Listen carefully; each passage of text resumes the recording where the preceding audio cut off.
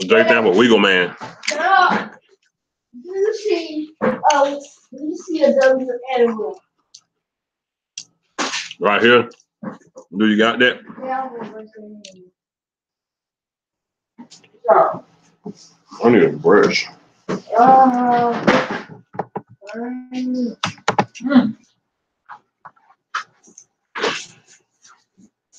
Stop rubbing it. You broke it already? Let me see.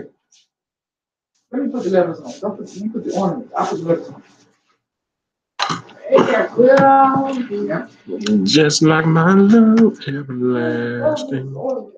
And the beat goes on. Wow, what kind of ornaments are these? Still moving strong. What kind of shape is this? I don't know all shit. All right. What else seeds you want on yours? Salt, pepper. Huh?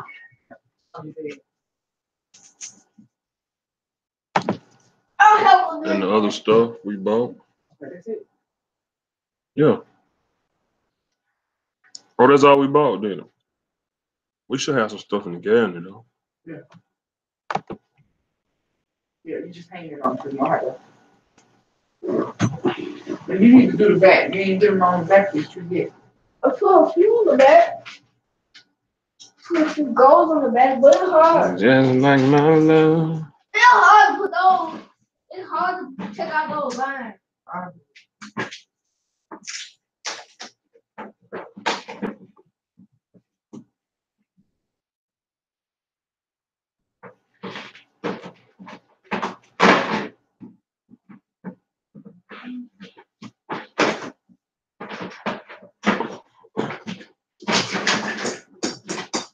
Come back here.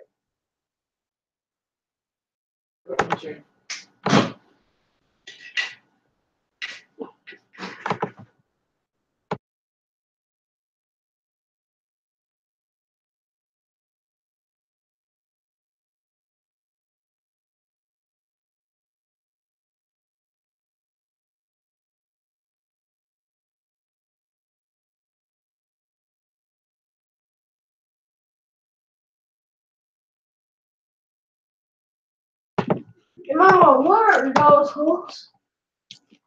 Sure, I gave one to you over there.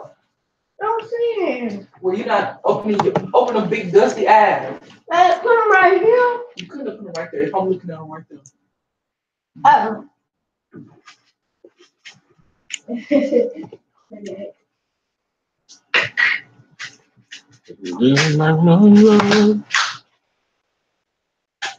Cowboys X Factor. What's up, man? Don't open them all. Don't do that. No. What's going on? Don't pull them all on that floor.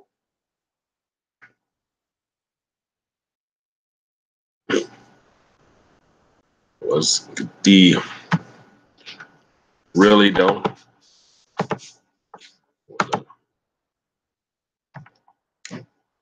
J and J.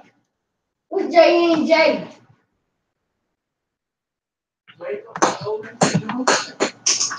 They're gonna know the Johnson.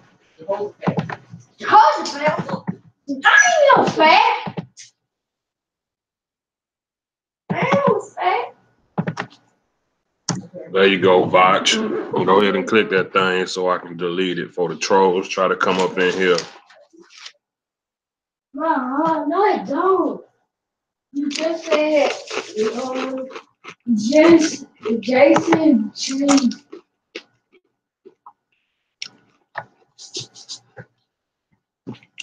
And then, oh, now I know how to go. This J stands for the charges. You got that link? N stands for N, which is for the You got that link, Vach? This J. Yeah, yeah. And the J stands for Jerry.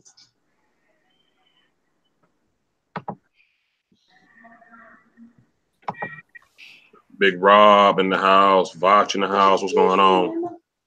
What's cracking, bro? Oh, you got it, man. What's up, DJ? What's up, Vach? What's up? Cool. Not much, brother, man. guess till everybody else get in here, I'm just gonna go ahead and start out with. I don't know how y'all feel. Well, I know how you feel, Robert, but I ain't never talked to you, Vaj. I still got my reservations on 25. How you feel about 25, man? I mean, he here and there. He here and there to me, man. And I feel like sometimes when I want the free safety to be an actual free safety and be over the top like that game with when Golden Tate was really just blessing Cheeto, man. Not saying Cheeto wasn't there, but I would have liked to saw 2-5 over the top. Like, so do you think that that's him or is that scheme? Xavier, I mean, I ain't really got a big problem with Xavier and how he plays. With him and Heath, man, both them flip from being deep guy to box guy, and both of them play it, pretty solid in my opinion or whatever. I don't really think he's got a problem with depth. That's the least best thing he do though.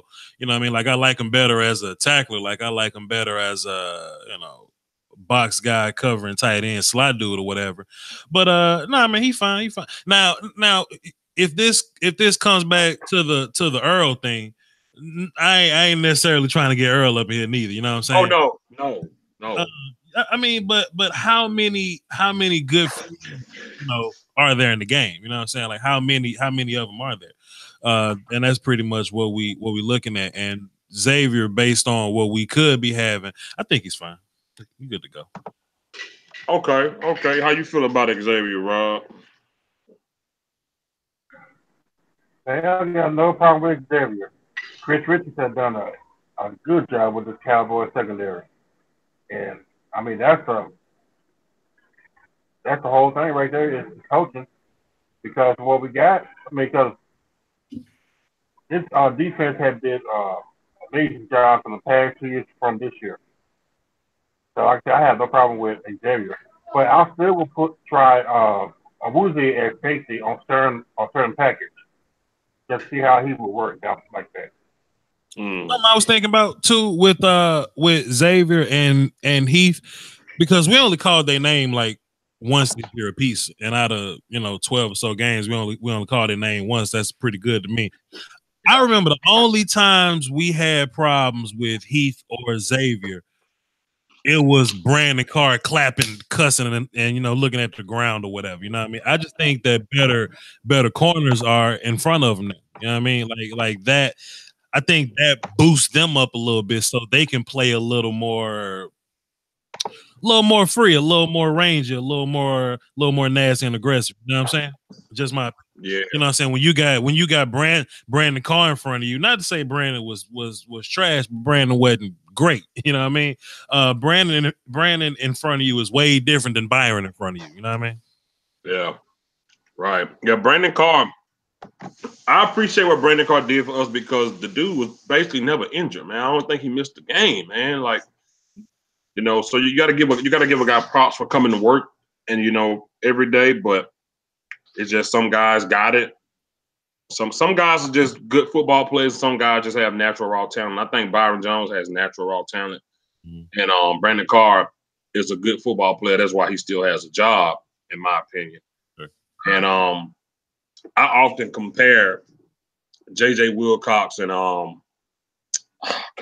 what's Kayvon Frazier. I often compare those guys, man. Big hitters, not really true smart type safeties, but they really good. You put them up in the box, they'll lay the wood. Not Xavier. I will say Kayvon sings better on special teams to me than J.J. Wilcox was. Because for some reason, man, every time we punt that damn ball, 35 damn near be the first guy down there every time. Every time 35 is the first guy down there, laying the wood. Problem with Wilcox is that what's my man? Kiffin actually had him at like free safety. We was like, this ain't gonna work. But now we got Kayvon. Kayvon don't even sniff free safety. He don't sniff no range. So I like that idea a little bit. I got a question for both of y'all. After Keith and Woods, who would be the third since coming in. Kevon Frazier. Hands What down. about And I'm fine with that. I'm fine with that. Like when Kevon's in the game, like he don't really kill you like that. He don't really ruin your life like that. You know what I'm saying? What's up, bro? You know, so I ain't really got a problem with Kevon. What's up, Pat? What up, bro? Vosh, thanks for coming through, baby. Dosky Wolski chilling, brother. You already know. I always talk to these guys, man, and they pretty much disagree with me. I'll be the only one on this island over here, but I'm a Jason Garrett fan. Hey, I'm a Jason Garrett fan. Don't nobody agree with me, though. Nobody. You know, that's funny because you know, a couple of games that we really botched up pretty bad. I was putting it on the players, and they almost sent me to hell for not putting it on Garrett, man. they sent me to hell. See, this what happens, man. And I don't just want to come on your show screaming, yelling, taking all your time up. This is the problem, man. Is people need somebody to point the finger at. And they don't point the finger at the small details. They look for the big mountain to point at. And they say, boy, we need to fire Jerry Jones. How you gonna do that? Boy, Jason's the problem. Boy, Dak's the problem. If people do a little bit of research, then they can see where the real problems are. And I ain't saying Jason perfect. I ain't saying Jason's great, but Jason better than Vance Joseph, and you can win with better than Vance Joseph. But it's hard to win when, you know, if your left tackle not moving his feet. It's hard to win if your corner not making tackles. It's hard to win if we making dumb penalties, if we playing 3rd and 20. You know what I'm saying? Jason ain't perfect. Bill Belichick can't win from 3rd and down 20. And I don't mean to take over your show and scream like this, but I get passionate. Oh no, bro, let it rip, bro. This is my show about, bro. Hey, can't nobody. This is everybody's show. We let it go over here, man. But yeah, they took me to hell, man. They took me to hell, dude. I'm telling you. I mean, I know our coach's problem, and I tell guys when they bring it up when we lose, I say we had the same coach who was 12-4. We had the same coach. We were 13-3. We had the same coach. Like we had all these same coaches, and then we talk about. Now, granted, yeah, would I like new coaches? Of course, just for the system. I want to see something new. But when we lose, and it's evident that it was because of poor play throughout the whole game, I'm not gonna blame Garrett. And a lot of guys always take me to the cross when I don't blame Garrett. But if you're X's and O's type of guy, you know when it's the coaches and when it's the team. And I don't think Garrett deserves to blame. And I got a video on my channel not blaming them for everything. But my thing is when you got a guy like Ezekiel Elliott that's basically running out for a pass and he drops the ball, or you got Cole Beasley dropping a touchdown, or you got your quarterback who's fumbling a lot, and you got guys that still find a way to say, oh, well, they should have coached him up so he wouldn't know how to drop the ball. That's reaching. That's reaching. You know what I'm saying? That's reaching, and that's what kills me about it. But like I say, it's evident. True Cowboy fans know, you know, that Jason Garrett can get the job done. But the thing is, will he? And for the most part, this year, a lot of our losses has just been player bundles. It's just been that simple. Like the play calling was the same with 13-3. It was the same with 12-4. You know what I'm saying? So and Cowboys abroad, he can attest to this too because he's a Jason Garrett guy also. Pro Jason. When it's Garrett, I blame Garrett. When it's Lenahan, I blame them. But man, they hate me. You two hate me, man. This is my thing, and I always say this: it's coach's job to get Zeke wide open in the flats on some linebacker. It's Zeke's job to not step out of bounds before he catch it. You know what I mean? It's coach's job to get Michael Gallup on the island, on the hash, right on the numbers to run the hitch and go. It's Dak's job to get the hitch and go to Michael Gallup and not overthrow it. You know what I'm saying? So we can't say it's coach's problem. I break down every week on the chat. The same plays we run and when we win is the same plays we run and when we lose. It's just that, you know, guys got to line up and play. And my last point, and I swear I'm going to let somebody else talk. I'm 26 years old. So the coaches I seen in my Cowboys fandom mostly is Garrett, Campo, and Phillips. Parcells. I seen what a team looks like when they quit on the head coach. I know what a team looked like when they quit on the head coach. When this daggone team was like, when they was 2-11 when Tony went down, they never quit on Jason Garrett, bro. They never quit on that man. And even in this year, when you had a high expectation, you get Zeke back, and it kind of starts a little funky, but your wide receiver core a little trash or whatever. They still didn't quit on that man. But you add a number one guy, then what happens next? I ain't gonna talk all day, man. One of y'all go. Cowboys abroad, what's up, man? Hey man, what's going on, man? What's happening? Oh man, you know what time it is on this Friday, man. How you feeling about this game, man? Oh man, I feel like it's time to make a statement, man. Let them know we belong, man. We're gonna go in there, man. We're gonna do work on these boys, man. We're gonna get these boys, man, something like 31-17. It ain't gonna be pretty, man. We're gonna shut them down. Okay, that's what's up. Hey Pat, what's going on, bro?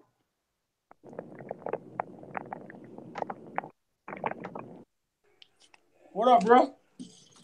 Oh, you got it, man. Mr. Positive Pat right there, man. You know how I do, baby. You know I got that water for the Friday. What's up, my brothers, man? Robert, Broad, Bosch, Dale, Phil, my brother, you know.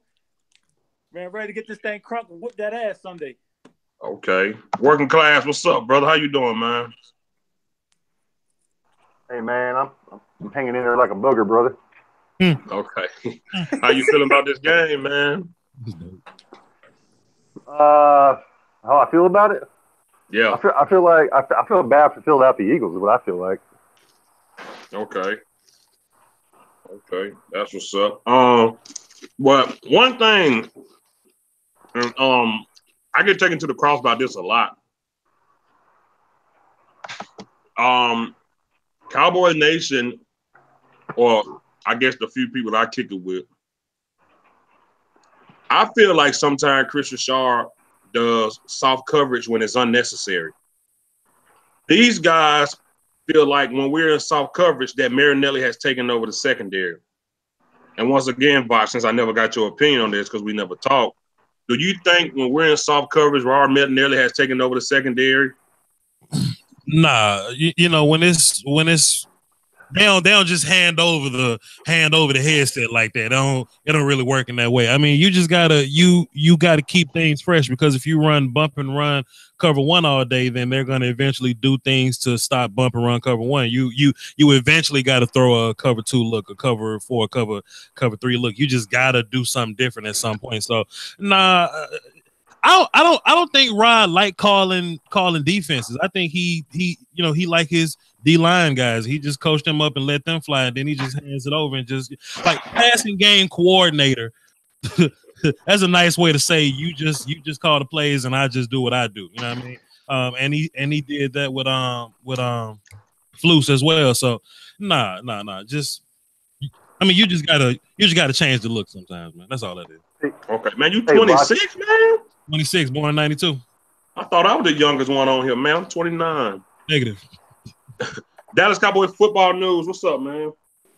Yeah! How you doing, man? We're doing pretty good around here, man. How you doing?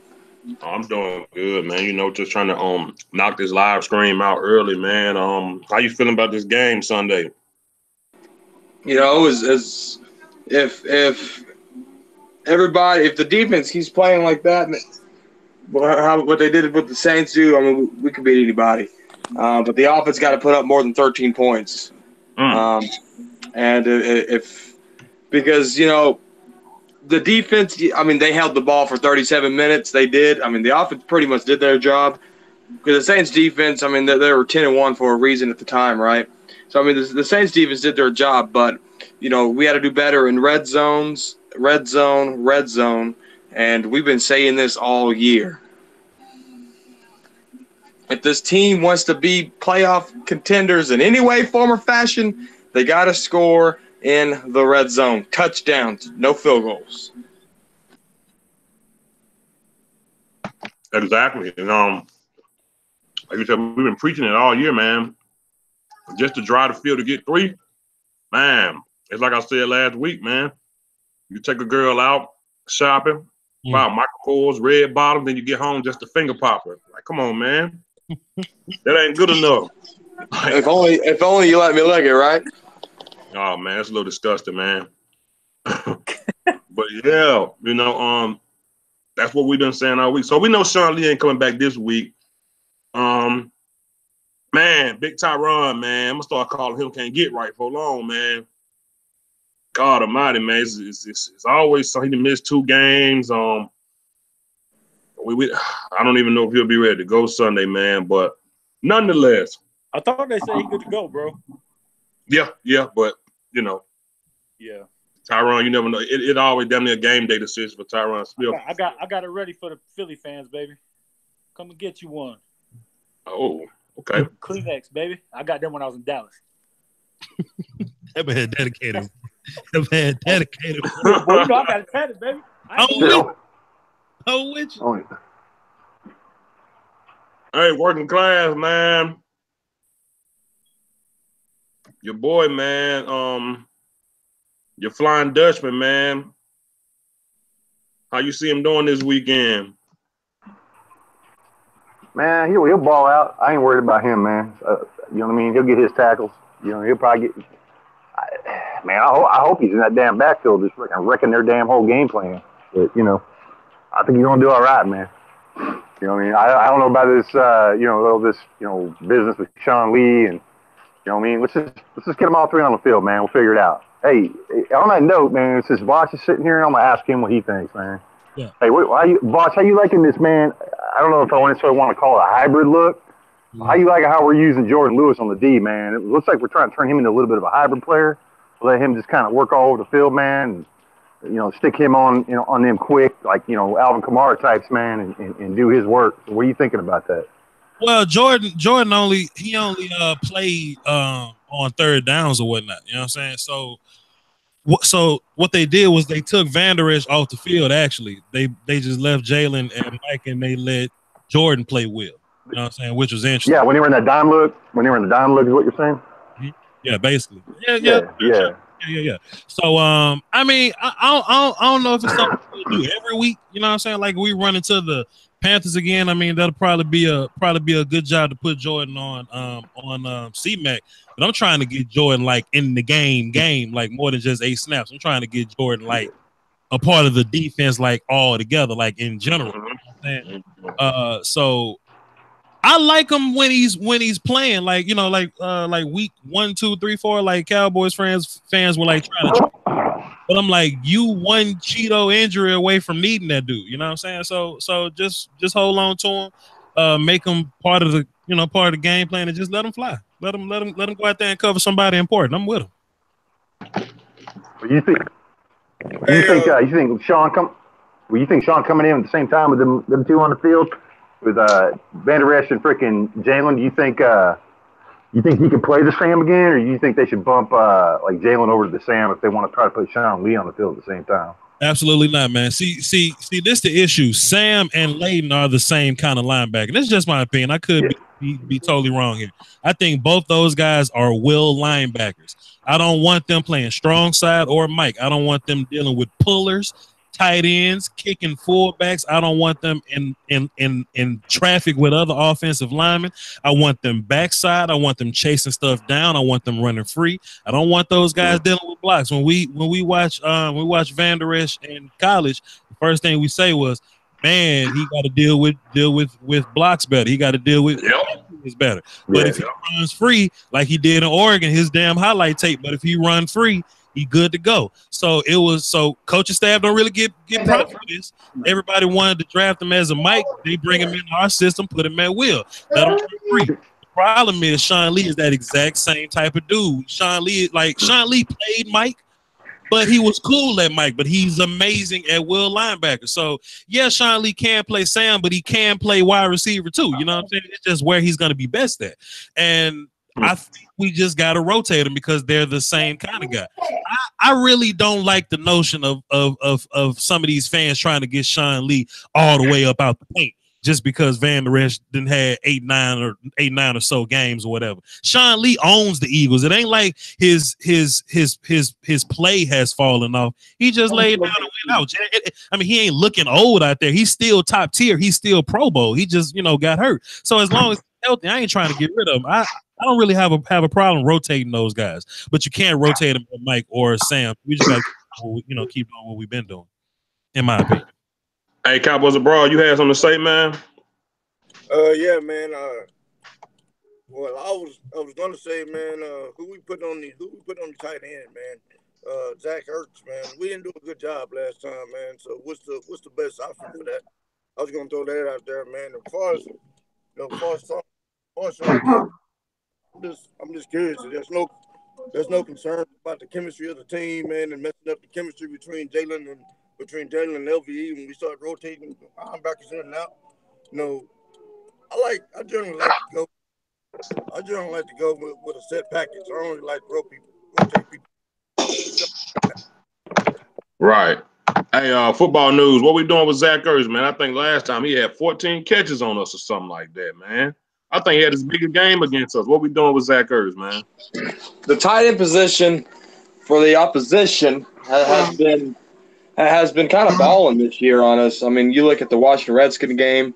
Their tight ends had flashy games. Ertz, another tight end, flashy game. So we just gotta cover better, and play key football. Because I mean, the Saints tight ends were rolling before that game, and you didn't even hear any tight ends come up, because of the pressure of the quarterback from the hot boys, right?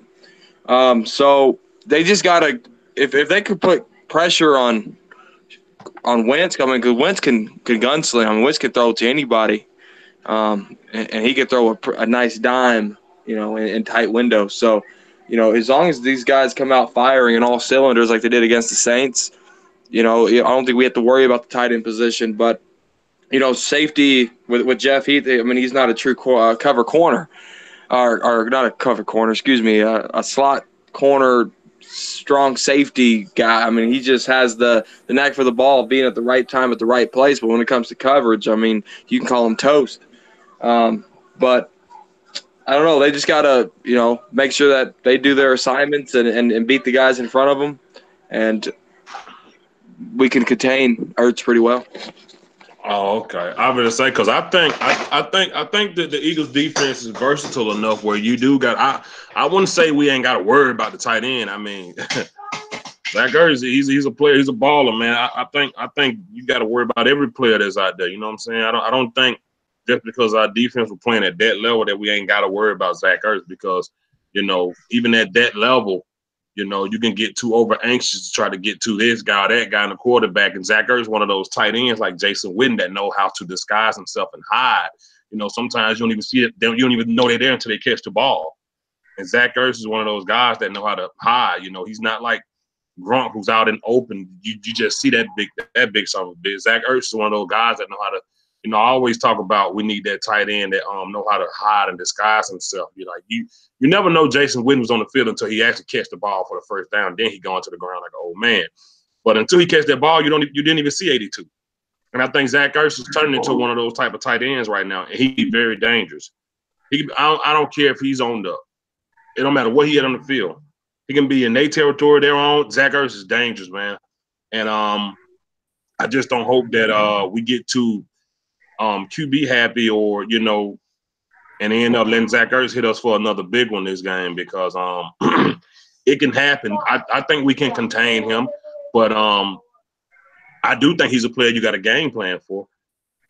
You definitely got a game plan for him, because we definitely not gonna overlook one of their best players on their team, and Zach Ertz is one of their best players on their team, But hey, Pat, man, Cheeto Bay Woozier, man.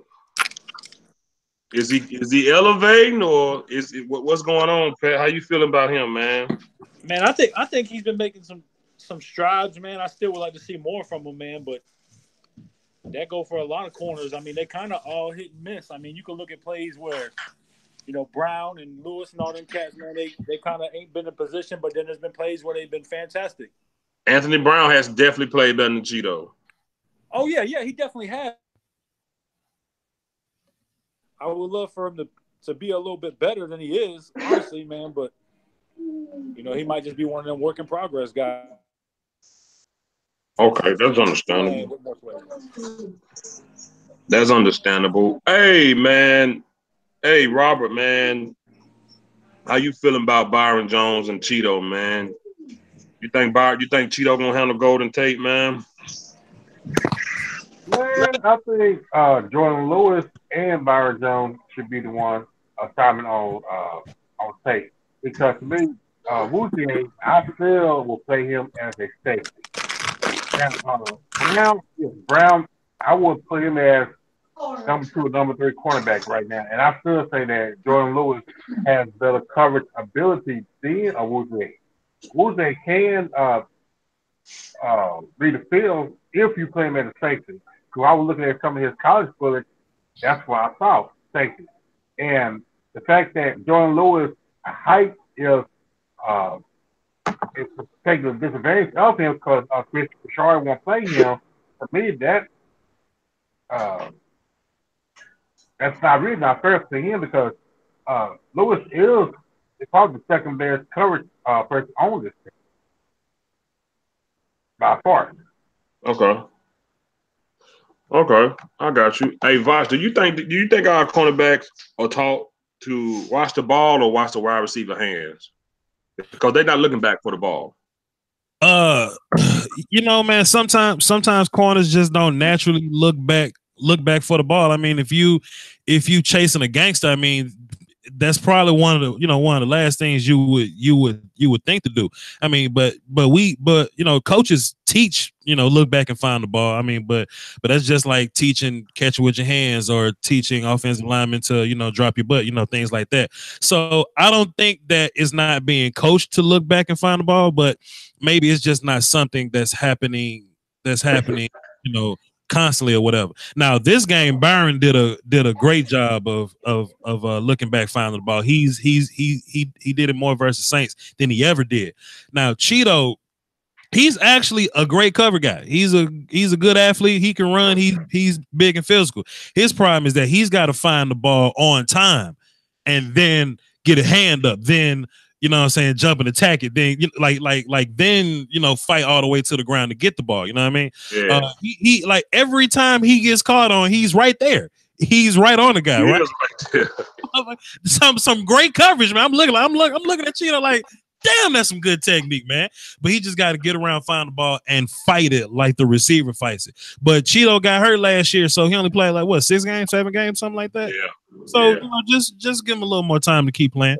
He'll be good to go. And as far as the whole Zach Ertz thing, I mean, I don't really mind getting Zach Ertz getting off because sometimes that's just how the Eagles offense scheme set it up for him to get open, but he can't get off and Tate get off and Jeffrey get off. Like, you know what I'm saying? Like if everybody started going crazy, that's the problem.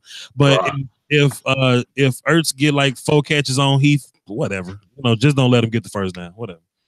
So who do we? I mean, as a defense, we know as a whole we got to put pressure on them on this offense and keep it applied the whole game, keep our foot on their throat, and contain them as much as possible. But who is that dog that we really need to look for them? Now, who is that one guy that they like? This guy can't do his thing Sunday. We got to stop it. Is it the quarterback? Is it Wentz? Talking about for the Eagles offense? Yeah. Ertz is their guy, yeah, but in my opinion, I don't want them to run the ball effectively. You know what I'm saying?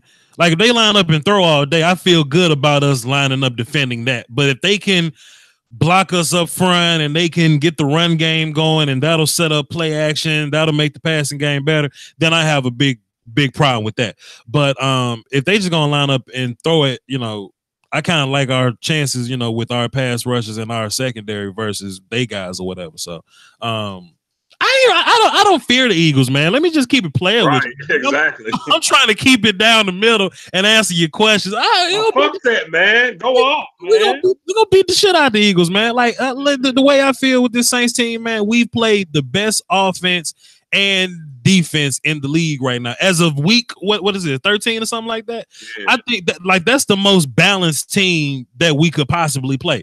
As far as the Rams go, like they're a great offense, cool little, great D-line, but they defense as a whole don't scare me. You know what I'm saying? The damn Chiefs are high flying offense, but they defense, I don't have no fear in that. The Saints are the most balanced team that we can come across. You know what I'm saying? And we put 13 points on them and we held them to 10. We're gonna put more than 13 points on the Eagles, man. The Eagles beat the shit out of the Eagles, man. I'm trying to be nice. Fuck that, man. Hell no. Let it rip, man. Eagle Shirley and EDP. Get about it. Yeah. Oh, EDP. Oh my God. That fucking Hey, Fib, that's exactly what I said early in the week. That I said I don't fear the Eagles. We're gonna beat the shit out of them boys, man. I don't fear the Eagles, bro. Nah. Nobody fear the Eagles, man. You know, it's just that football talk. Y'all know we love to break it down and get everybody's opinion. Hey, working class, man. We're gonna switch the offense, man. We're gonna talk about your favorite quarterback in the world. Number 4. The GOAT. Working class hate Dak. The GOAT Wayne Dakota Prescott. Hey, working class, man. Dak Prescott, man. His numbers are going up. His QBR is going up. In the last 4 games, it went up. He kind of went back to the dropping the ball, fumbling the ball. You know, Dak is a pretty big guy. I don't know what's going on with that, but Prescott, working class, can we pound it on the ground, or do we need Prescott to have a big 250, 280 type of game, or can we just do what we do and pound it on the ground, open up the passing game? Once the passing game open up, go back to the running. How you feel the quarterback got to control this game? First of all, I'm always the guy you ask about Dak for some damn reason, but because he wants you to go off, he wants you to scream and fuss, and that's what he wants you to do. Hey, I got all that shit out of my system earlier in the season, man. Look, Dak Prescott with Dakota, I call him because I don't think he merits being called Dak right now. I'm just gonna go with Dakota. I don't hate the kid, man. But like I said earlier on, man, he's our quarterback, man. I got to ride with him. You know what I mean? That's just the way it goes. I think Dak needs to give that ball to Zeke, let that run game, like you said, open up that pass game, you know what I mean, and go from there, man. I ain't going to put it on his shoulders, although I think he has. I got to give credit where credit's due. Like I said before, when you ride with someone, you got to give him credit when credit's due, right? So He has been playing better, man, but like you said, he needs to stop dropping that damn ball all over the field. You know, if he got to put some gloves on, I don't know what he's got to do. But he needs to be ball control, man. The one guy that touches the ball the most in the game cannot be the one fumbling the most on the field. You know what I mean? So yeah, I mean, that's the way I look at it. Look, he's got his issues. I've documented it. We've all documented it. Apparently, I'm the last one in the group that still don't, hold out, that still don't really like Dak Prescott that much. But look, man, if the kid, if he can keep winning and finding a way, then you know what, man, I'll ride with him. But if he reverts back to this, throwing the ball over the place, throwing it at their feet, throwing it at their knees, hold on to the ball too long, running into sacks, not throwing it away when he should, you know what I mean? Not making smart football decisions, man. Then I'm gonna go back to, all the time at whipping post, just like I would any player on this team, that continually, makes boneheaded mistakes. I mean, that could possibly cost us a game down the road. He has got to play for Dak to win this game. He has got to play smart. Run the ball. I mean, look, man, like we talked about these red zone woes, man, and how it seems like we move that ball between the 20s like butter, man. But as soon as we get down that red zone, we get cute, and all of a sudden it's a sack, or it's a holding call, or it's a false start, or something to kill the damn drive, or Dak fumbles it, or he throws it right to the other team, or whatever. You know what I mean? We've got, man. What's wrong with Dak running the damn ball in the end zone? Man, fake the run and keep it to your damn self, Dak, and run it in, man. Why are we trying to, get cute in the red zone? But anyway, look, he's got to play smart football. hold on, ball security is paramount, man. They're gonna be looking. Look, Eagles are coming, man. Y'all said it. Look, I ain't scared of the Eagles, but I respect them because they're in a position, they're in the same kind of position we're in. Really, they're fighting for their lives. So they're gonna give us their best shot, man. And Dak's gonna have to withstand that. You know what I mean? But be smart with the damn ball. If a play requires you throw it out of bounds instead of throwing it in attack covers, then do it, man. Don't give them the ball back. Don't just hand him the ball back and give him a short field to work with, man. Be smart. If Dak can do that, man, if he can hold on to that ball and he can make throws when he needs to and play smart, man, we should be fine. Okay. Cowboys abroad, man. Your boy, your quarterback, the one you said you want to give $30 million to. Hey, man, I said $20 million, man. I ain't signed on for $30 million. Same thing. Go ahead, man. What you want your boy to do Sunday, man? Hey, man, all I need Dak to do, man, is be efficient.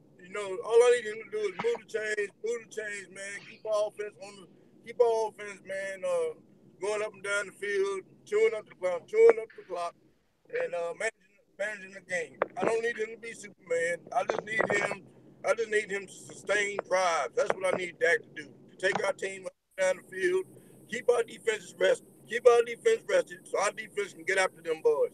We're gonna win this game. We're gonna win this game on the backs of our defense, our offense, man. They just need to not lose the game for us. They don't lose the game for us. Our fucking defense win it for us. So all we gotta do, man, is have a balanced attack, go up and down, get a ball to Zeke.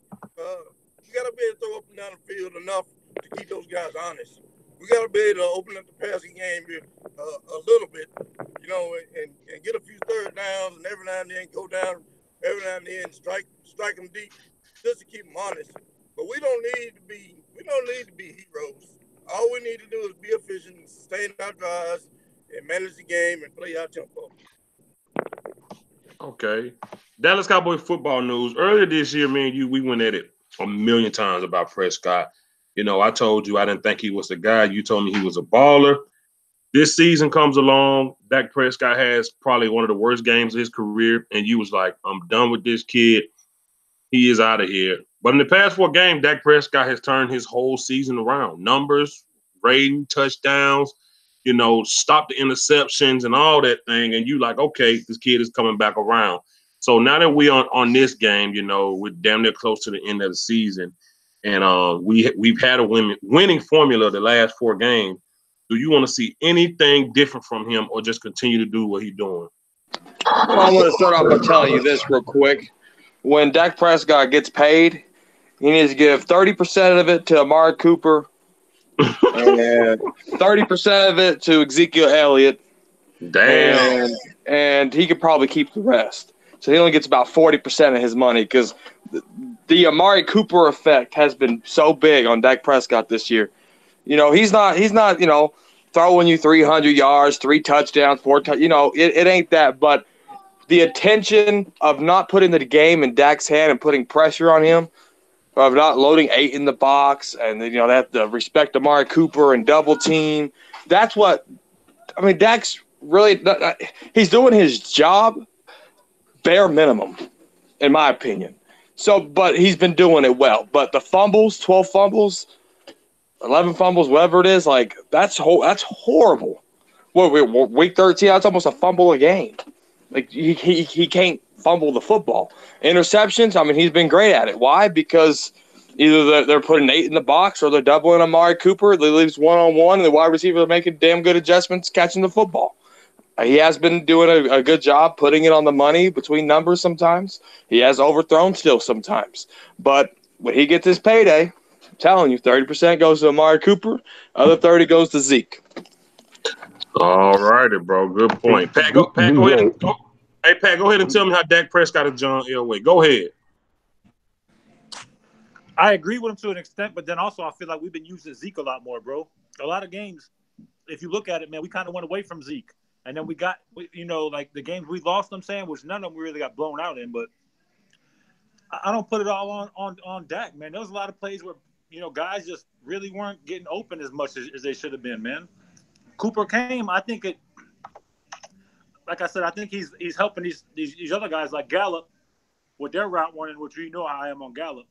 but I feel like it's a team effort, bro. I think when Cooper came in, I think he just brought a positive energy in, and like he was happy that he got out of Oakland, and the whole team kind of bought into him, and they're all feeding off each other. But we still got to use Beasley more, man. Beasley's not getting no looks, but I think that he's just doing better. Dak is from using Zeke a lot more, honestly.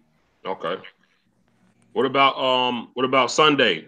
Do he need to do anything? Do he need to play better than he did? Of course he got to play better. We only had 13 points and all that. But what you want to see from him this Sunday? Man, just ball security for one, but just don't do anything out of the ordinary, man. Whatever you're doing right now is working. You're not the Drew Brees caliber. You're not the Aaron Rodgers. Throw down the field every damn play, and that's not your game yet. At least I hope. But I think he just got to stay within his means, man. Just do what you do that get you there, man. Same thing at work. Do what you got to do enough to get you a job, man, and keep a job. He don't got to be Mr. Save the Season, man. The team is playing great. Okay. Hey, Vosh, man, I never heard your whole opinion on Dak for since 2016. What's your opinion on him as a quarterback overall first, and then his strategy on Sunday's game? I think Dak's offensive line haven't been really doing him too many favors, honestly.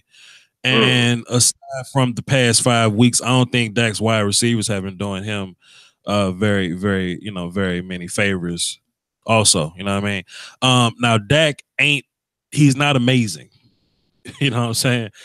But he is a third-year quarterback.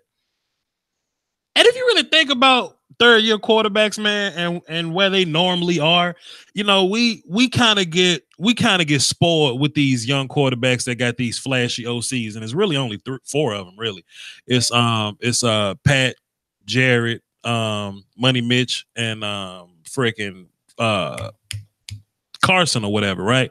But if you look at like Matt Ryan's first 3 years or Matt Stafford's first 3 years, they were kind of bumpy too. Ben Roethlisberger first 3 years. I just don't want to put Dak up here just because he's won 13 games for us in 2016 or 9 games for us in 2017. Dak ain't had a losing season yet. Crazy, right?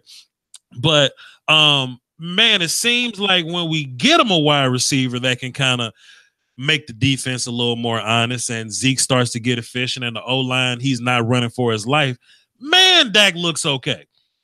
We only call his name when he gets sacked and fumbled. Well, let's not get him sacked then, and he won't fumble. You know what I'm saying? I think sometimes Dak gets sacked to not throw interceptions. I'm fine with that. If we're in the red zone and it's either take a sack or throw the ball into some weird coverage, take the sack and we'll just kick the field goal. Dak is very much intangible guy. Now the fumbles do have to go away, sure, but I'll take the damn quarterback that's efficient, that doesn't throw interceptions, that he's very clutch. You know what I'm saying? Believe it or not, Dak clutch as hell, and I just wish he'll be clutch all 4 quarters. Whatever happened to fourth quarter when we need you, Dak? I wish he finds a way to do that shit like all game. But like Dak can play. We as a fan base, we just got to understand, okay, he's a third-year guy that's still kind of learning shit. You know what I mean? And let's kind of get off of him. So I'm fine with young Rain Dakota Prescott. I don't mind giving Dak $25 million. I don't mind it, because watch this. This how football work, and I learned this with the damn D-Law shit. Like, if you give Dak $25 million now, cool. Boy, when it's time for like Pat Mahomes to get paid, he gonna be getting paid like 40 something, and we gonna have Dak like, okay, cool, I'll take that. You know what I'm saying? When we had the opportunity to pay Tank, what he asked for, like 17, 18, 19 or something like that. Yeah. And damn Khalil Mack and Aaron Donald go bump that number up. We're gonna have to pay DeMarcus Lawrence more than that. You know what I'm saying? I see what you're saying. Right. So I don't mind go ahead and paying Dak early. And paying Dak don't mean we can't not look at Tonga Valoa in damn 2020. You know what I mean? It's just I just don't mind, man. I just don't mind. And to be fair, if we get rid of Dak, then what? Brian Hoyer. I mean, like, you see what's going on with like Blake Bortles and those guys. You know what I'm saying? Like Dak's a winner. Like I said, he hasn't had a losing season yet, man. I don't really have a problem with it. But if his team played better, if the guys around him played better, then Dak plays better. That just makes sense. So I ain't really trying to kill Dak like that. Hey, say, man, I know, man, I heard earlier about the Amari Cooper effect, man, the effect on Dak, man, but that ain't the only thing that happened on that time frame. We also fixed the offensive line. And that's my next topic, too. That's my next topic. I totally disagree with you. I think the offensive line is playing like trash. Ass. Really? Terrible. Really? Terrible. Please, sir, detail, please. Man, Cowboys fans started using this word called optics. You know what I'm saying? Just how shit looks. And the past couple weeks when we started Xavier Su'a-Filo, we win. So I guess people assume that just because Su'a-Filo is in and we're winning, that Su'a-Filo's doing good. Su'a-Filo's been bad since he's been playing. And he's given up the same bull rushes that Connor Williams gave up. But I'd rather have Connor Williams in space. I'd rather have Connor Williams blocking on the second level. I'd rather have Connor Williams in a lot of those outside zone type plays, those counter plays. Xavier's not the best movement guy, but it just looks different because Xavier got this nasty kind of footwork because he's 340 pounds or whatever, however big he is, to where he'll kick and get blown up and pushed back the same way. But he's big, so you got to go around him. He's still getting his ass whooped. You know what I'm saying? Connor Williams didn't lost to Dontari Poe or J.J. Watt or somebody like that. But I see just the regular kid that plays for the Falcons. Not even Grady Jarrett, but the other guy, just the regular kid, put hands all over Su'a-Filo, man. I can't complain because you do what wins, and I'm kind of superstitious guy sometimes too when it comes to that. But the offensive line as a whole ain't been playing well. Le'Veon Collins been playing bad as week 1. Nobody gonna disagree with that. Oh, sure. Hey, should we move Collins right back to guard? I don't mind Collins playing guard. I mean, sure, put him there, but it ain't working at tackle. I don't know what's like. He's been missing with his hands. Now, if you put Leal inside, everything happens quicker. Maybe in his brain he'll shoot his hands faster. Maybe he'll react faster when he's inside. But when he's outside and he got to kick 3 steps and react, he got a beautiful kick set. But if he got to kick 3 steps and react, that's when he missed. That's when his elbows start to flare. That's when he starts to hug people a little bit. And I've really been trying to get Leal Collins up out the paint. Man, I don't wish nobody get hurt. But I would love to try Connor Williams at right tackle and Leal at left guard. But I don't think that's gonna happen. But man, this offensive line been playing bad since week. 7 sacks from New Orleans. Huh? 7 sacks from New Orleans. 7 sacks versus New Orleans, but since we win, whatever, we won. I think the damn Eagles sacked us like 5 or 6 times. I think Atlanta sacked us like 5 or 6 times. 8 times. But just as many times we got sacked last year. But we don't talk about it because we won. We won the game. Let's move on and get out of here. They've been playing like but this O-line right now, people may or may not know now to break the franchise record for sacks allowed. Which is ridiculous. Terrible. Trash. Wood. Yeah, they're about to break the record. It ain't a good record to break. I can tell you that right now. They're going to get that killed, man. I did the Cowboys XP thing up there in Dallas, man. I got a chance to talk to Joe Luna. I say, Joe Luna. I saw that. I say, Joe Luna, what y'all doing? What y'all doing technique-wise differently? And Joe said, oh, man, you know what I'm saying? We love Mark. Mark's a good dude, competitive. He's an angry, fiery guy. He makes us play a little nasty, And I say, and in my mind, I ain't say it, but in my mind, I'm like, you ain't say shit about technique, Joe Looney. Goddamn Colombo ain't implement nothing different technique-wise. They just like him more. They like him more than Paul Alexander, man. So when this draft come around, people want to ask, do we draft a tight end or a safety? Hell no. Give me some offensive linemen up in here, man. Our guy's getting old. Zach Martin been good though. I love Zach. I ain't got shit bad to say about Zach Martin, but I need some more offensive linemen up in there. Hey, Dallas Cowboy football news, man. Oh, go ahead. Working class, my bad. Hey, Dallas Cowboy football news, man. Amari Cooper, Michael Gallup. Are we about to see these two guys, really embrace this wide receiver core? Like, is this like the new? Because in the Dez era, there was never two consistent wide receivers that really balled out together. My favorite year, 2014, when Dez had 16 touchdowns, T. Will had 8, and Gavin Escobar had 4. Tony Romo was giving everybody touchdown left to right, man. Like Oprah was giving out them damn cars, man. T. Will had 8. Dez had 16. That was probably the only consistent year where we saw another receiver complement the number 1 receiver. Can Amari Cooper and Michael Gallup bring something that the Cowboys ain't seen in a long time? 2 dominant wide receivers. Football news.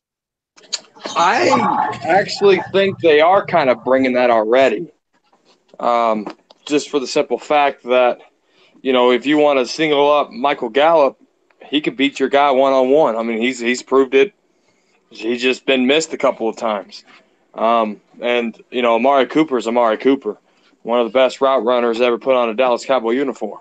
So, I just think that they're already doing it. And Cole Beasley, the measly Beasley, he's a good factor in that. He's a good number 3 for them too. So I think that this combination and having a guy like Amari Cooper for Gallup to learn from, I think is really helping Gallup's play and route running. I mean, because Michael Gallup even said it himself. I watch that guy.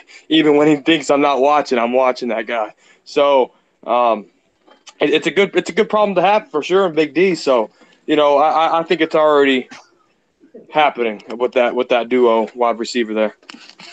Okay, how you feel about that, Pat? Michael Gallup, Amari Cooper. Are we about to see a deadly, like over there in Pittsburgh, you got Juju and you got Antonio Brown, then you got Muhammad Sanu and you got Julio Jones.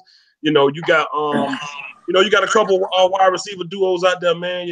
That's just they deadly together, man, and you can't cover them all. So what I'm asking is, are we about to have ours in Dallas? Hey, you've been knowing me for a minute now, man. Who's my guy at wide receiver, bro? You know I'm a big Gallup guy. Yeah, you are. Dude. Gallup, hold on. Hear me out though. Gallup and Dak just need to develop chemistry because Gallup is just as nasty as Coop. I wouldn't say as nasty, but getting there as route running, bro. He be wide open, bro. Look at him. What was it last week? Wide open. And he don't be wide. He don't be open. He be wide open, bro. I be cursing the TV like, man, this bro. I'm telling you, man, if it don't happen by the end of this year, I think getting them boys an off season together, man, and they're going to gel like crazy. But I think they're going to be better than Dez and T. Will, bro. Oh, yeah. Of course. Hey, you on live, bro. No, that's my niece calling me.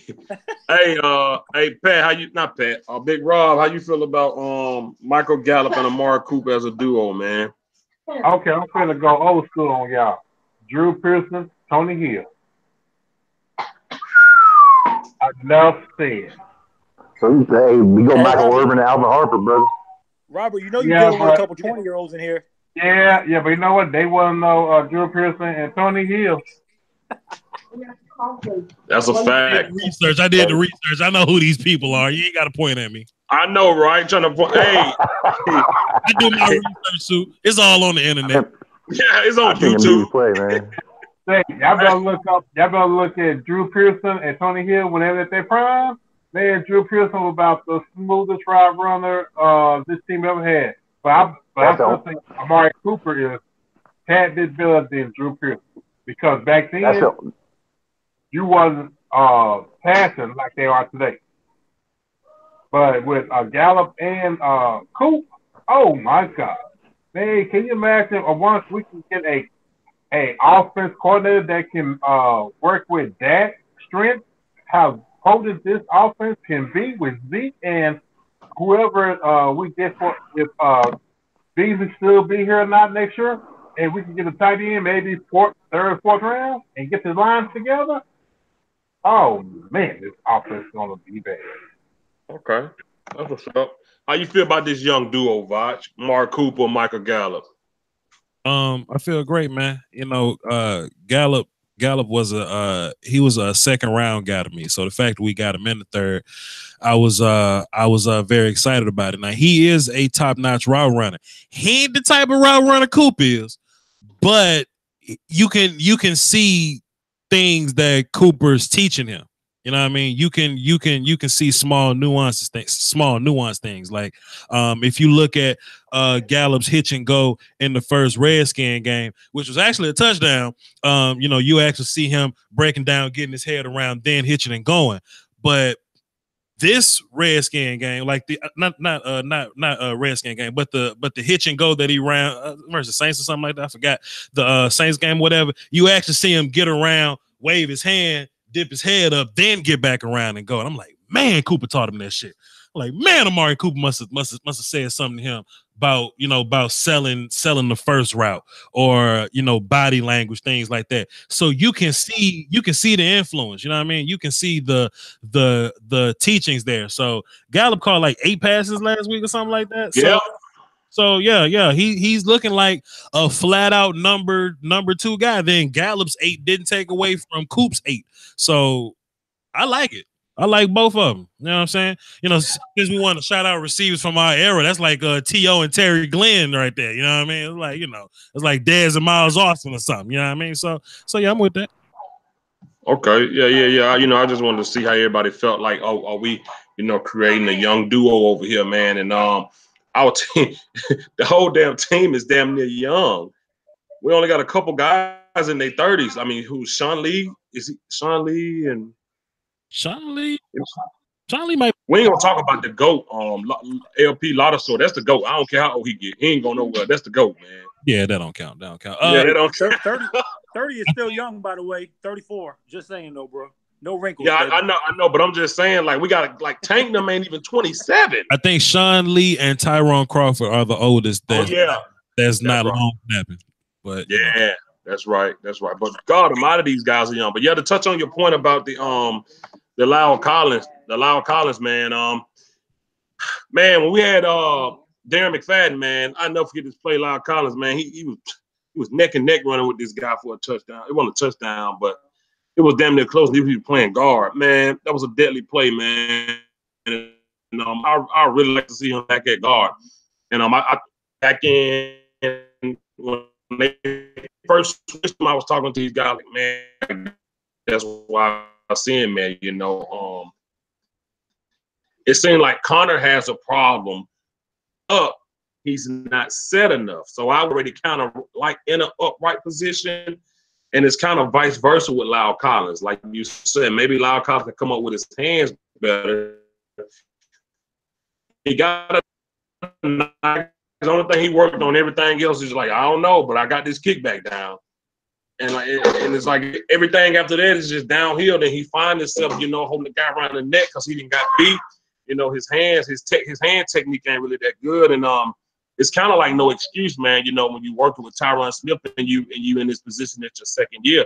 At this point, if you ain't got it, it just ain't there, and it ain't gonna be there. I don't care how much they want it to be there, but I just hate the stubbornness of the Cowboys. They feel like once they put you in a position, they hate to be wrong, so they just leave you there. And sometimes it just don't work. And I feel like right tackle for Lyle Collins just ain't it. You know what I'm saying? I honestly don't think that's it. So, in my opinion, I would like him to be gone away from that position and move back to guard if possible. And we can try Connor Williams over there. I don't care. In my opinion, Connor Williams has to get stronger. Beef up a little bit, man. He's already a big, tall guy, but I just think he needs to beef up a little bit more. And once he do that, I think you could probably put him anywhere over there. Right tackle or back at guard, whatever. But it's funny as hell that you said everybody pumped up about this O-line. You said these boys ain't played like shit. Terrible. Terrible. I take my own serious, man. I take it serious. I watch them every week personally as a fan, and it make me sick when I watch my offensive line, man. Sometimes they good though. Sometimes they play well, but damn, when they bad, they bad. I ain't gonna lie, because I didn't notice the 7 sacks until after the game when I checked. I was like, what? Because we won. Because we won. You don't care about the 7 sacks. Yeah, we got sacked. We got sacked the last 4 games, giving up a ton of sacks, man. This is crazy. It's all good. Yeah. It's a tough one. Go ahead, working class. But you don't think that has nothing to do with the with Dak holding the ball so long either, though? Sorry to cut off. Sometimes yes, sometimes no, man. Sometimes Dak guys like right in his lap. You know what I mean? Like it's not like I guess either coming inside left guard, like if somebody crosses Xavier's face, you know, he just can't recover well. So it's either inside from the left guard or Leo Collins getting whooped real bad. It's really those spots. Joe has been fine. Joe doesn't really get to a second level in the run game like I like, but pass blocking he's fine. But that's because a lot of the times he's comboing with Zach or he's comboing with Xavier, whatever. So I ain't really got too much to say about Joe. He's been doing his job, but boy, Lael Collins get beat. And part of when Lael gets beat, he's either getting sacked outright or the pressure's making Dak step up into whoever's beating the hell out of Xavier or into whoever's by Joe. Tyron gets beat sometimes too. He's not free from talking shit for me. Tyron get beat sometimes too, but people talk about cutting Tyron. Tyron's just not a demigod no more. Like he's still great. He's just not a damn Avenger no more. You know what I mean? But Cam Fleming, he's kind of up and down too. Sometimes he's solid. Sometimes he's just as bad as Xavier. But I mean, we got 3 backups on the offensive line right now. You know what I mean? So I can't cuss like I want to. You know what I'm saying? Like center, left guard, and left tackle. You know, we've been playing with those guys, but it is what it is. Before you go working class, let me introduce one of my bros, Dallas Cowboy fan 1980. What's up, man? What's up, big time? How's everybody doing today? Oh, pretty good, man. What up, 80? What's up, man? What's up? What y'all boys getting into? What y'all getting into tonight, man? What's going on? What's the word? Man, we just talking about the preparation, things we've seen in the past. And you know me, when I come to you, brother, I'm talking straight defense off rip. So you know how I go. With that being said, we got Alshon Jeffries. We got Zach Ertz, who hit us big last game. They went and got Golden Tate, who kind of, handled his business versus Cheeto. But like we said earlier, Cheeto was right there. So, and I also talked about, when me and you discussed the soft coverage thing. And I just want to know, man, and I asked Vaj how he felt about coaches teaching, guys to look back, or do they teach to watch the wide receiver hands? And he says kind of like, in his opinion, it's kind of like a they teach you to look back, but sometimes the players just they try to look at the players the receiver hand and do what they feel. And you always talk about it yourself. There's a couple of things you learn. You learn how to tackle, and you learn how to look back for the ball. So you think we learning from that because we handled this pretty good versus the Saints? You think this defense, cornerbacks right now, can carry on over in this Eagles game with these receivers? And what type of coverage would you like to see in this game? Well, you know me. I hope that we've learned from our mistakes. I know they watch film, so they have to, because I know playing on high school level, college level, I was taught to play the ball. You was a Seminole, right? Yeah. Okay. So I was taught to play the ball. You can't when you're playing defense, the object, I always say this, is to get the ball back. There's no clock management in defense. You can't treat defense like offense. The key is to get the ball back and get off the field. Now, the cornerbacks, I'm pretty sure they're probably being taught to look back, but they're scared to because they're scared of getting beat. They don't want to lose a second. They figure if they keep their eyes on the man, that they'll be there. If they get beat or not, if the guy catches the ball or not, at least they'll be there. See, I wasn't taught that, and that's why it bothers me so much. if you're there, if you're a good corner, if you're a shutdown corner and you know you're there, your body's going to be there. But you have to make a play on the ball to get the ball back. That's what I was always taught. What they're doing now is new to me. Like it's alien to me. Like when you see these dumbass cornerbacks just following, they don't even. If you can tell when the receiver's eyes are are looking up, that means something's coming. My coaches throughout, elementary, Pop Warner, junior high, high school, college, arena football, I was always taught if that receiver's looking up, that means something's coming. So you look back so you can make a play on the ball, because if you don't look back, you're going to open a window. You're going to open the door for pass interference. Because what I tell you a long time ago, DJ, if I'm walking towards you and I'm looking at you and I bump into you, it's intentional. But if I'm walking towards you and I look back and I bump into you, I didn't see you. It's not intentional. See, you got to know how to play the reps too. See, these young cats coming to NFL, they don't know how to play the reps too. They just learn a position and okay, coach, this is where I got to be. Okay, you got to know how to play. You got to have it down to a science. You have to feel where to be. You have to feel if that ball is coming. You have to feel yourself making a play on the ball. Batting it down, that's all cool. That's all fun. That's all fine and dandy. But prime time, he was so successful. Rod Woodson, they were so successful because they made a play on the ball. They were playmakers. There's a difference. There's a difference between being a cornerback and a playmaker.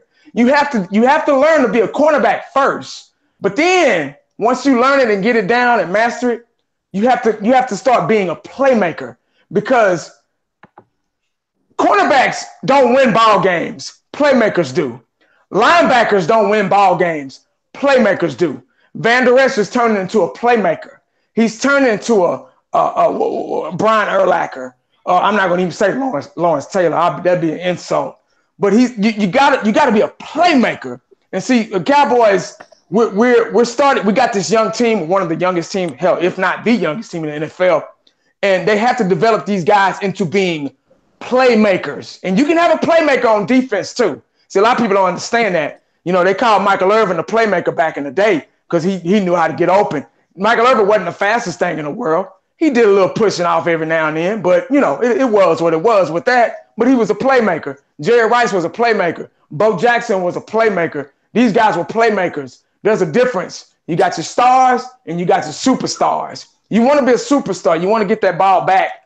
That's the key of defense, is not to milk the clock, because you guys, it's not a video game. And I sound like a broken record. You got to get this defense off the field. Trust me, I used to go both ways sometime in high school. Defense was more tiresome than offense because you're chasing. Offense, you're running set plays, boom, boom, boom. Oh, okay, I didn't get the ball that time. Okay, cool, I'm blocking. We got a pace going. We can set the pace. We can set the tone. We can run the clock, milk the clock. Offense, you're not using that much energy. Defense, you're chasing. Imagine chasing somebody trying to play freeze tag or something like that. You get what I'm saying? So you got to get these guys, and that's why I say two things need to happen to win a football game for the Dallas Cowboys: is get the damn defense off the field, offense side of the ball, convert on third down. Those two things open up so many doors for everything else. It might seem simple, or I'm leaving something out, but if you think about those two things long and hard, it opens the door. Those two things on both sides of the ball open the door for so many other things. And I'm sorry if I took too long, guys. My bad. No, all good. Thank you, bro. Man, you never could talk too much. Hey, working class, I want to ask you the same thing, man. When it comes to these cornerbacks, not getting their head around looking at the ball, just trying to get a feel for where it's at. How you feel about that, man? Do you want them to turn around more, or are you okay with the way they do now?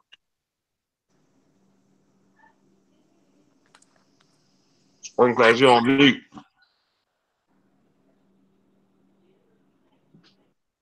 Well, I guess he ain't there.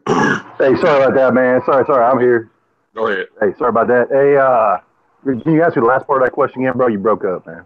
I said, when it comes to these cornerbacks, do you want them to get their head around more, make a play on the ball, or maybe interception, or just You know, continue to do what they do and just watch for the receiver hands, because sometimes we miss out on a lot of interceptions or deflected balls, in my opinion, because they don't turn their head around enough, and they just trying to predict where the ball at by the receiver's hand movement. Do you like that, or would you like them to get their head around more?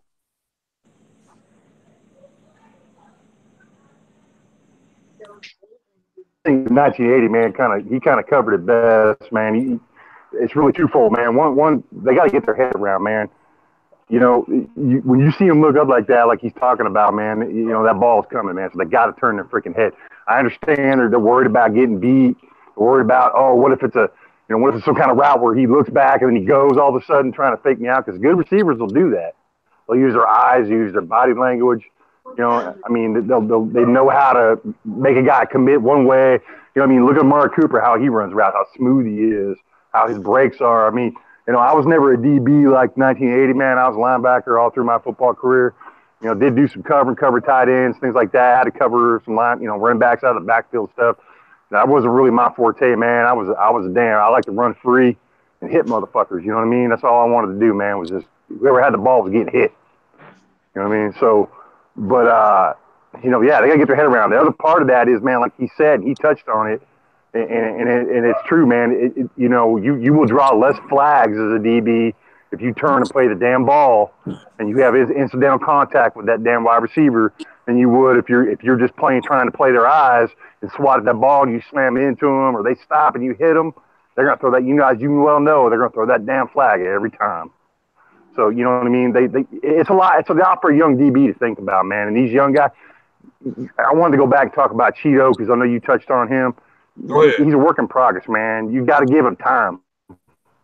I mean, DB it's a hard position to transition to, as I'm pretty sure 1980 or any guy in this chat who's played DB at a higher level than maybe high school, like college.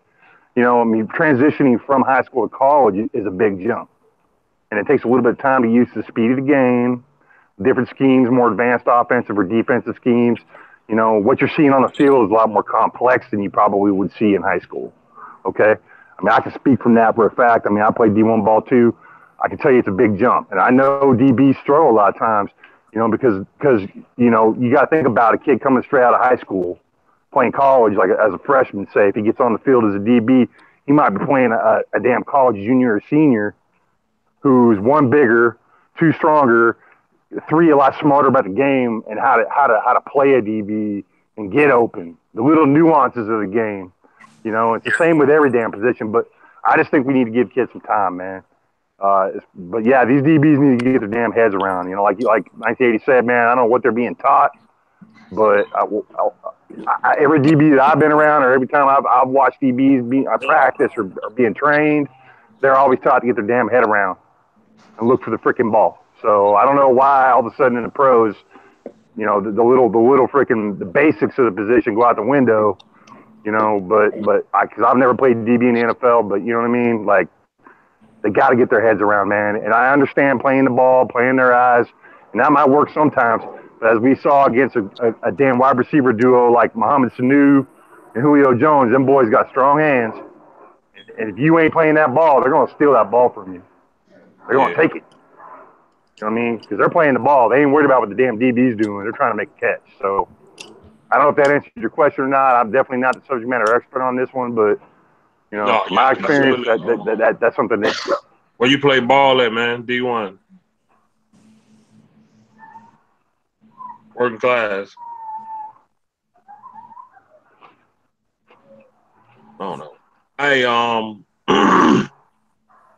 gonna come to you in a minute. Football news and Pat. I'm gonna start this topic off with Vach. Our defense allowed us to win the game with only 13 points against Drew Brees, which is amazing in my opinion. We won a game against Drew Brees with only 13 points. And that's a winning formula. I don't think it's the one that you should abide by, because some teams, 13 points isn't enough. And now my question is, does the offense has more pressure on them than the defense this week? I don't think so, man. Like when you look at the Saints game or whatever, we won because of defense, right? So I would say defense has the most pressure moving forward in the next couple games because they know that we're leaning on them now. Like if you look at the next few opponents, Eagles, Colts, Tampa Bay, Giants, those are teams that have players on offense. Like those are guys that if we had to pick a side of which one's better, that they play offense. But the Colts defense is trash. Eagles defense trash. Giants Bucks defense is trash. So I think the Cowboys should be fine in the next 4 games against those guys because we just played a nasty defense, a hell of a defense. You know what I mean? So if we get 10 versus them, football math really don't work like that. You know what I'm saying? Because matchups make fights or whatever.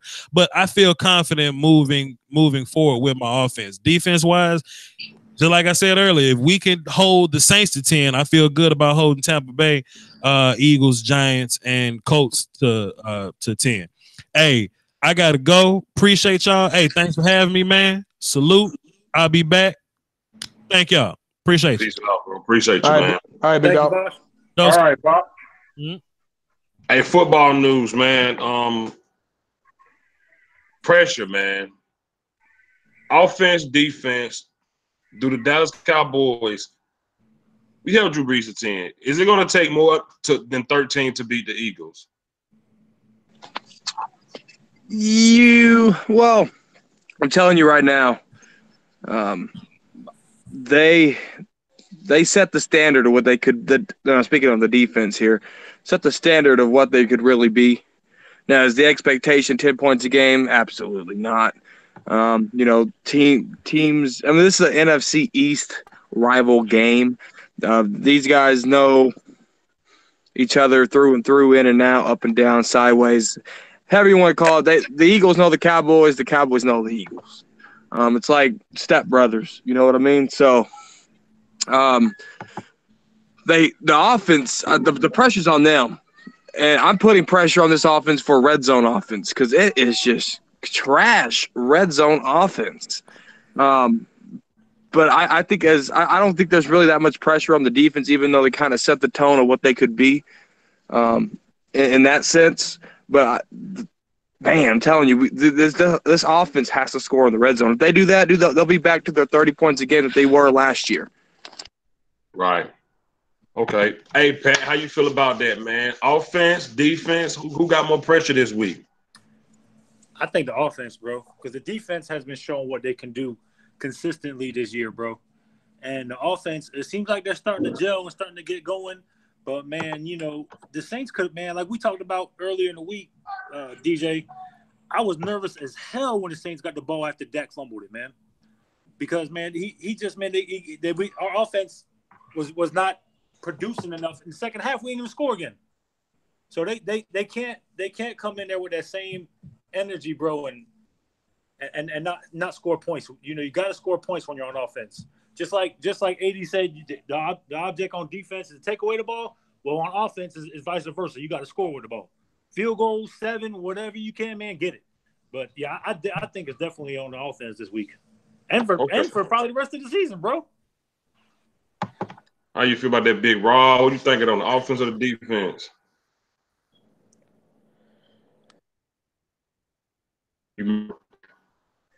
Most definitely the offense. Between the 20, the Cowboys good. But have we seen all this year, except for the Jaguar game, but the Cowboys get into the red zone, Kyle Linehan, and passing down instead of running the ball. It's the same thing, man. Same old story.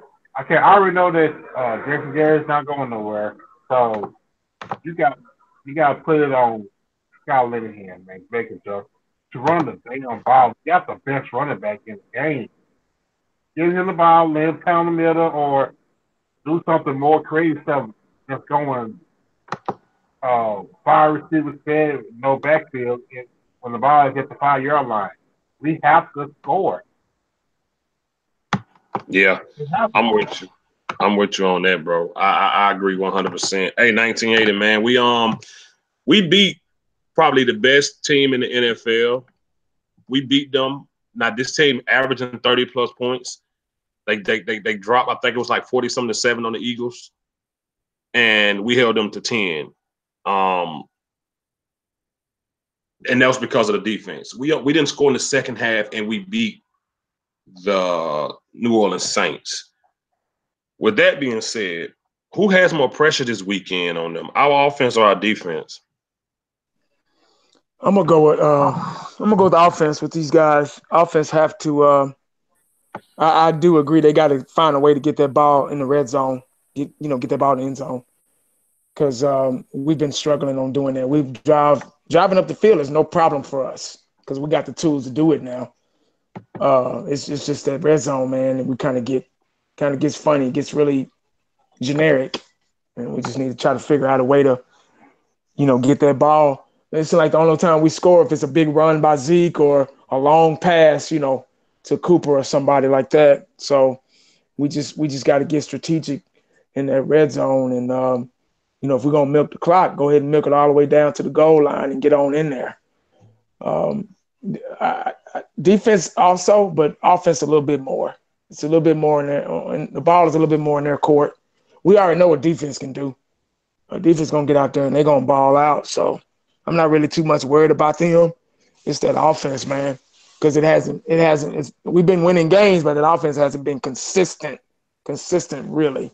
We could have scored more than 13 points that last game against the Saints, but all those penalties, they get real stupid.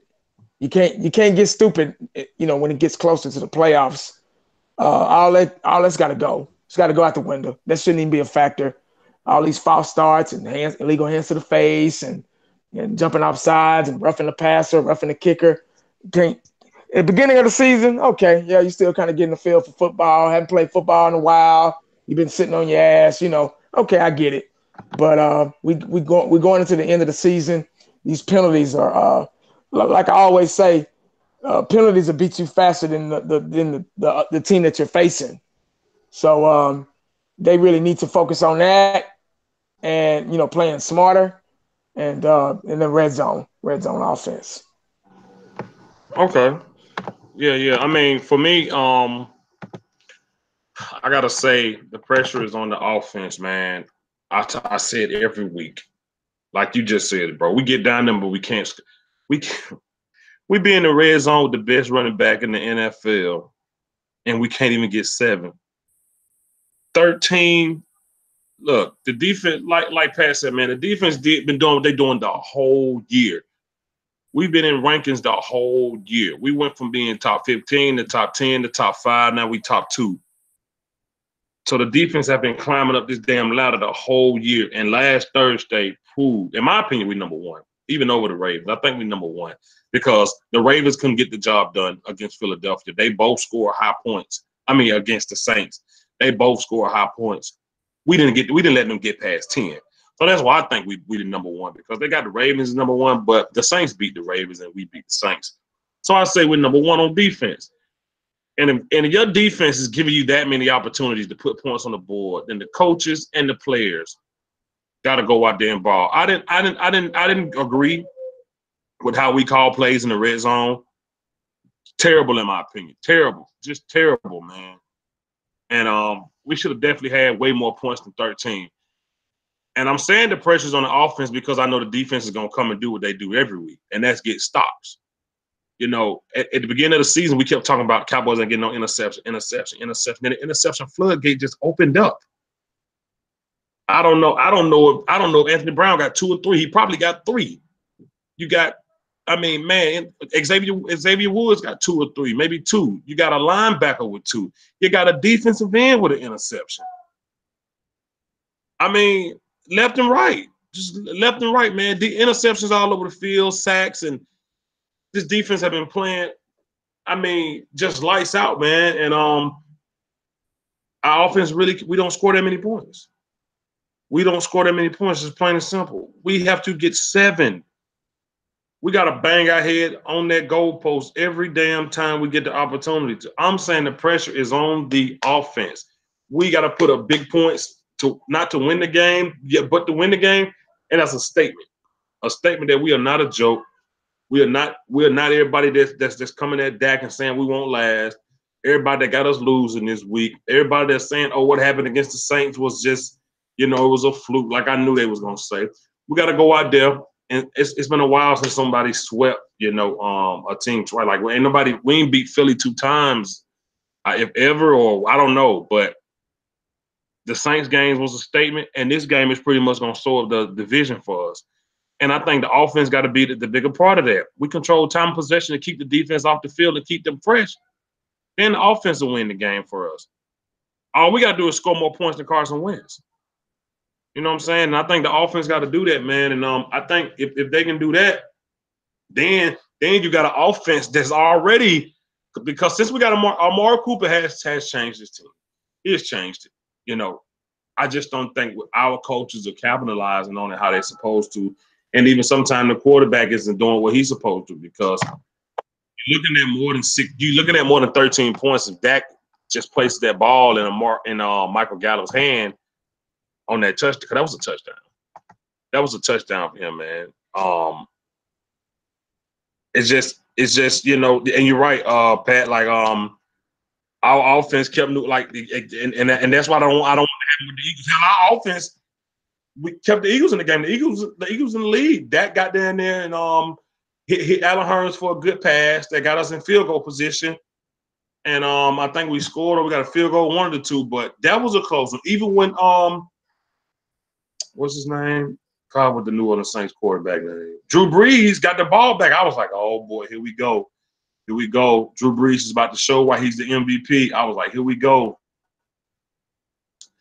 And once again, defense interception, the most clutchest interception I've seen in a year. Anybody else, that ball would have touched the ground, but Lewis is smart enough, because he was an interception freak in college, to get his hands up under it. He was smarter to get his hands up on it, so the ball, it wasn't even a debate whether it was an interception or not.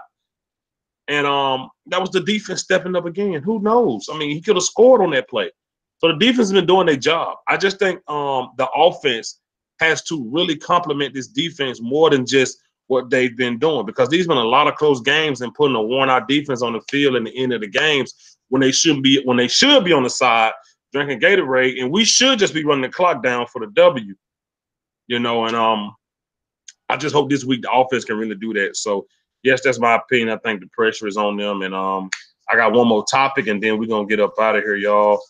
So with this final topic, I'm gonna start with working class on this one. 21, man. 21 has had big games, a lot of big games this week. So is the attention on 21 more than is on 19 this week?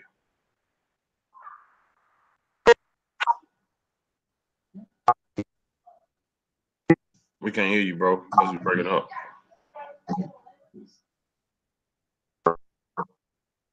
You breaking up bad. We can't hear nothing, man.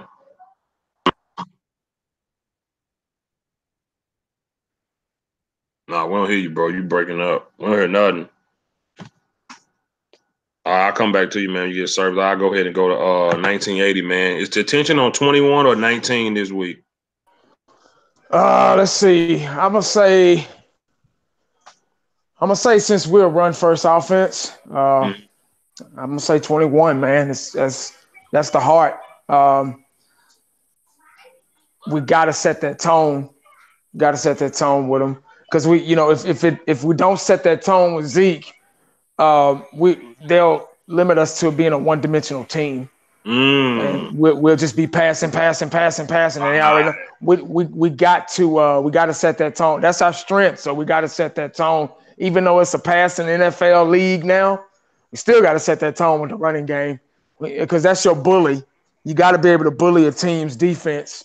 I don't give a damn if they know what we're gonna do. So still run it, still go for it, still run it. And that's what sets up the play action and all that stuff. You know what I mean? So that's why Cooper can be, and Gallup and everybody else, Schultz or whoever else is going out for passes. That's why they can be successful, because you set that tone for the running game, and they're scared of what you're going to do. They already know we're going to run the ball with Zeke. So that's where that play action come in at. that's the fear. It sets that fear in the other team's defense. They already know. They know defense. They know Zeke Elliott is the best running back in the league, so they already know we're going to run it. They already know what time it is with the Dallas Cowboys. What we need to do is execute it, and the offensive line has been playing pretty good. And I don't want to say I'm glad Connor Williams is hurt. I'm not happy that anybody's hurt, but I am glad that we he's got a different. sidelined. Yeah, I'm glad we got a different look on that offensive line, because if those coaches don't see what we see and they allow that kid to come back, something's wrong. Yeah. Now, future reference, okay, yeah, Connor Williams is going to be good. They'll decide if they want him at guard or tackle or whatever. He got his whole football career ahead of him in order to do that. But right now, Xavier is the better fit for that line, and it's just been better, man. And that's with him being a backup and with Tyron Smith never 100%. So that lets you know right there that something's different been going on with this offensive line. As long as we can do that, we can establish that run. It opens up doors, for everything else on down the field and later in the game. You got to do that.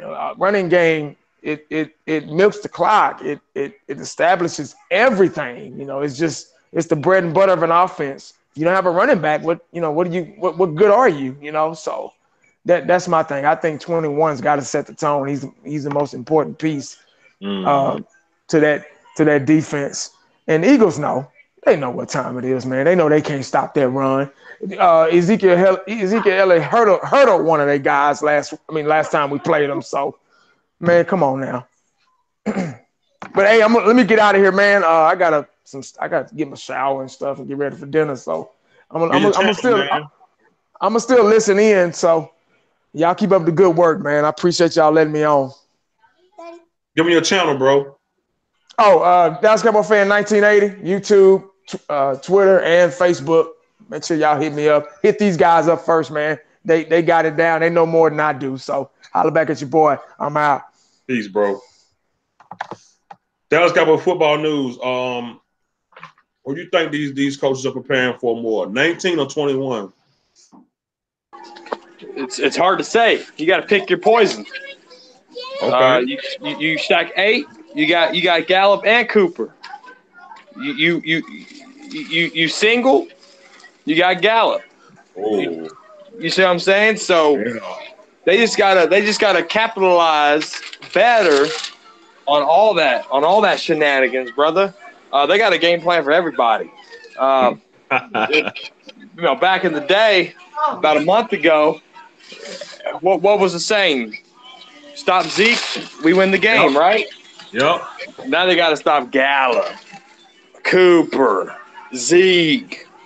Hell, even Dalton Schultz is getting some good snags with his sure hands. So there's some good things happening on that offensive line, and you just can't stop one guy. Good point. Really good point. How you feel about it, Pat, man? You think Football News made a good damn point right there. Gallup and 19. But the two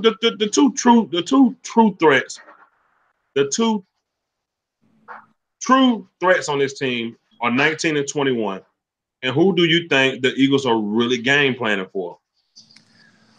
I think they're going to try and stop the run, but they're not going to be able to. But I think because they're going to have to give a lot of help to whoever the hell their corners are trying to guard Coop because they're so depleted back there.